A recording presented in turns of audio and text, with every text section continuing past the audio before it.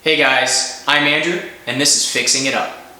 Today we're going to be looking at a forward trending feature you can add to your house, a floating shelf. You can add them pretty well anywhere you like, but the most common areas you can find them is beside your TV, a bedroom, or an office space. Today though, we'll be looking at putting one beside my bathtub here, as you can see. The benefit to something like this would be for functionality or aesthetics. Me personally, I'm more function over fashion. Well, let's jump on in it. So we're gonna roughly mark out where we want our shelf. So just a line here. Go nice and light because you don't want to go heavy and then have to erase it. You'll still show through the paint. And then now we're gonna actually mark out the studs along the wall.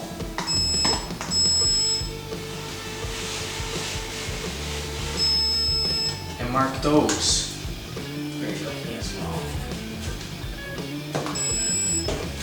A little bit of a pro tip for you, don't drag your stud finder across your pencil marks, you'll drag the pencil along with it. So now that we have our stud spacing, this kind of determines the size and length of our shelf. So I'm thinking for this space I might go with, let's say, roughly 30 inches, so end to tape to where my finger is. That gets us 2 studs. If I wanted to make it bigger and catch 4 studs, I could go maybe 54, but I think, you know, a shorter length of 30 will do just fine for this space. So guys, we're in the garage. We're going to get our 2x3 rough cut to length for our mounting piece, and then we're going to get a bunch of smaller pieces from the rest and make supports out of those smaller pieces. You'll see what we mean by that in a few.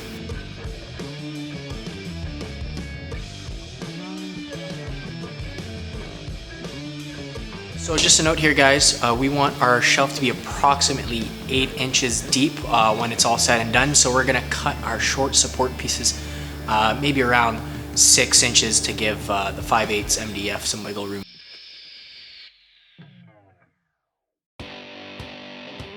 Alright, now that we have our pieces cut, we're going to go on to dimensioning at the joiner and the planer.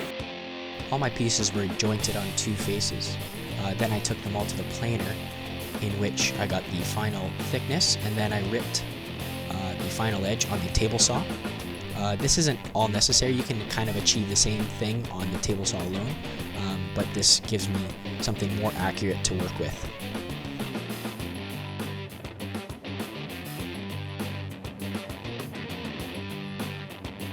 We're back in the bathroom, but before we start mounting those upright pieces, the support pieces that come in, we have to kind of go in the space and visualize and measure out where we actually want this so we can transfer the stud locations to the piece. That way we don't put a upright piece in the way of a stud. Because I want this shelf to be center with the space, I get the center point of that wall and I mark up a center point on the mounting piece. I line them up and then I transfer the stud locations to the mounting piece. That way when I put the uprights, they don't collide with one another.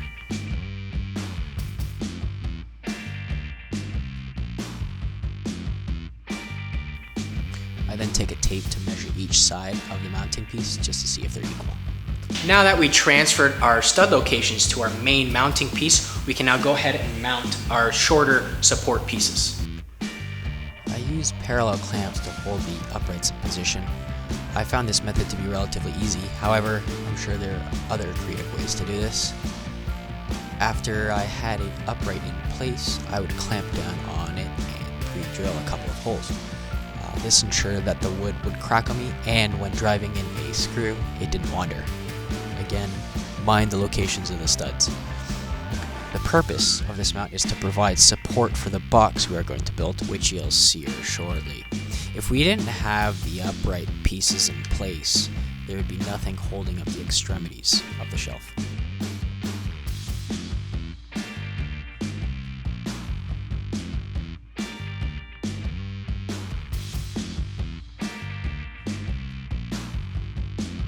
Wrapping up the mounting piece, we move right along to the box component of our shelf, which will be what is exposed. We break everything down into components, so the top, bottom, front, and two sides. The top and bottom will be identical dimensions. The top will be its own dimension, and then the two sides will be obviously identical. To get the dimension of your top and bottom pieces, you'll want to measure the total width of your mount and add the thickness of your material on either side. So in this case, I'm using 5/8 MDF, so I'll want to cut them 1 1/4 inch longer, but flush with the total depth of the mount. The front piece will be 5/8 overlapping on all edges, so 1 1/4 inch was added to both width and height. The side pieces will basically be cut to fit the void, which is the total depth and height of the mount. When cutting my pieces, I did cut them about 1/16 heavy to allow for some wiggle. Onto assembly, I want to try a couple different joining methods. I started off with the pocket screws, but then quickly went to the glue and brad nail method. The screws kind of wandered a little bit, which resulted in some gaps. The brad nails kind of held everything in place nicely, which provided more of a seamless look.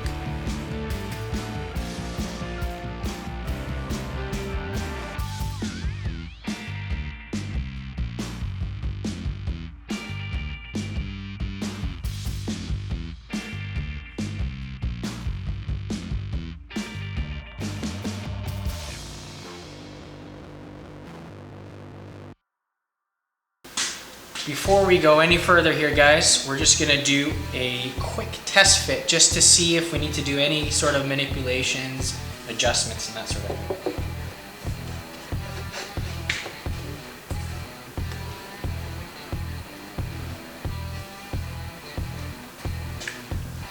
Looks like it'll go in. So guys, our shelf is all glued up and dry. We're now going to get some spackling and apply it to the exposed edges of the MDF, as well as the gaps that we created on our joints. This step is, I think, absolutely necessary. I would compare it to drywall mudding and taping. It just provides that seamless look, which is what you want. You want the piece to appear as one. So be generous with your spackling.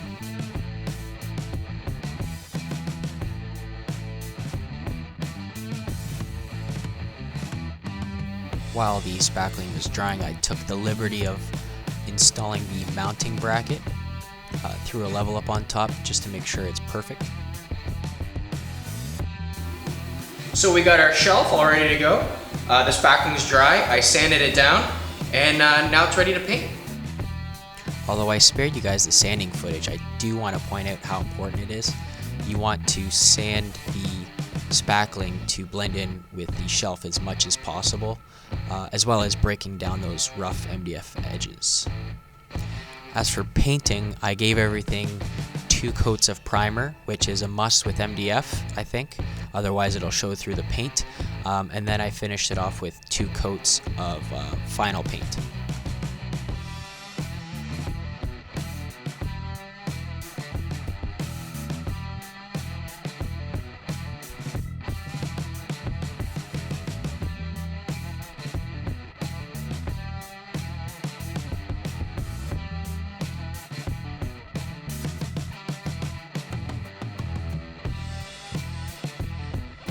Alright guys, we're sanded, painted, and ready to install. So let's see how this slips in.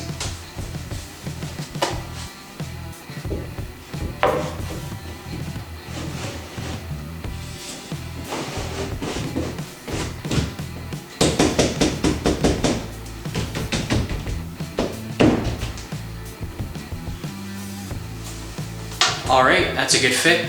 Alright, now that we have it in, there's a couple things we could do here.